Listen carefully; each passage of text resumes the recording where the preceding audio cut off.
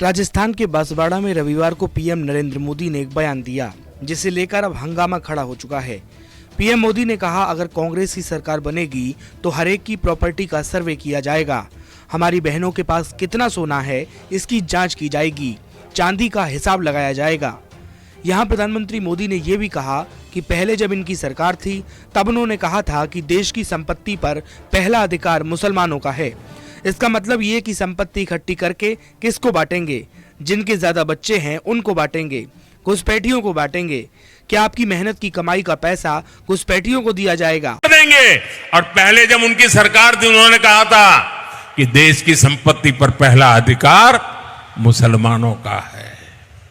इसका मतलब ये संपत्ति इकट्ठी करके किसको बांटेंगे? जिनके ज्यादा बच्चे हैं उनको बांटेंगे, घुसपैठियों को बांटेंगे। क्या आपकी मेहनत की कमाई का पैसा घुसपैठियों को दिया जाएगा? आपको मंजूर है?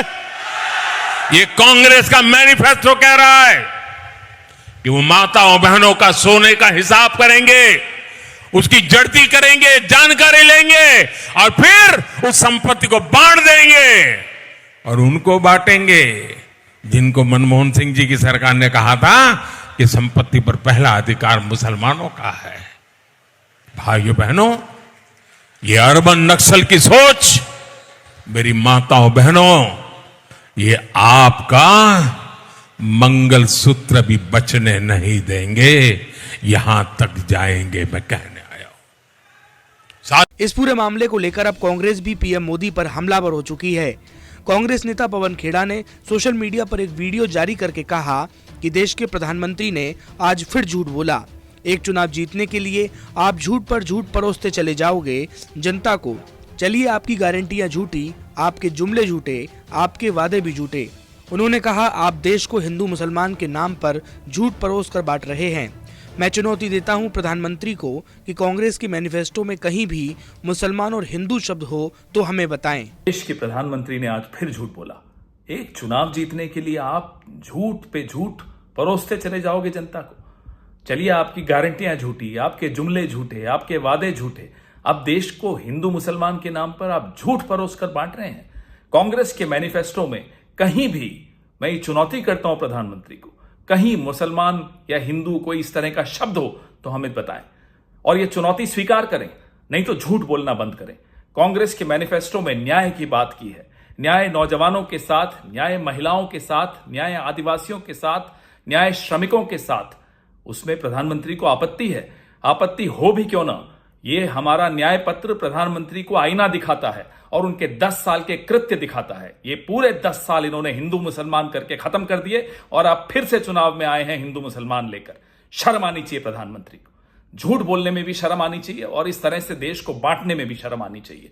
और मैं फिर से चुनौती देता हूं, हमारा मैनिफेस्टो, प्रधानमंत्री जी आपको धन्यवाद। आपके ये झूठ की वजह से लोग हमारा मैनिफेस्टो पढ़ रहे हैं और आपके झूठ को भी वो उसी में ढूंढ रहे हैं कि कहां लिखा हुआ है हिंदू, कहां लिखा हुआ है मुसलमान। इस तरह के शब्द हमारे मैनिफेस्टो में नहीं है। ये आपके इस हल्की मानसिकता में ये शब्द होते हैं। इस तरह के जो बंटवारे की बात होती है वो आपके दिमाग में होती है, आपके जहन में होती है। हमारे न मैनिफेस्टो में है, न हमारे संविधान में है, न हमारे दिमाग में है, न इस समाज में है। सिर्फ और सिर्फ आपकी हल्की मानसिकता में है और कहीं नहीं है। झूठ बोलना बंद करिए प्रधानमंत्री जी। अब 1.5 महीना बचा है, जाइए, रिटायर हो जाइए और बाइज्जत रिटायर हो जाइए।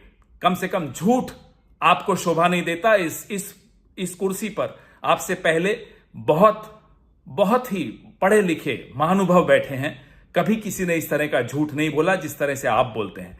और आपके बाद भी बहुत अच्छे लोग आएंगे, प्रधानमंत्री बनेंगे, लेकिन कोई भी इस तरह से झूठ नहीं बोलेगा और आपका नाम इतिहास के डस्टबिन में जाएगा जिस तरह का आप झूठ बोलते हो।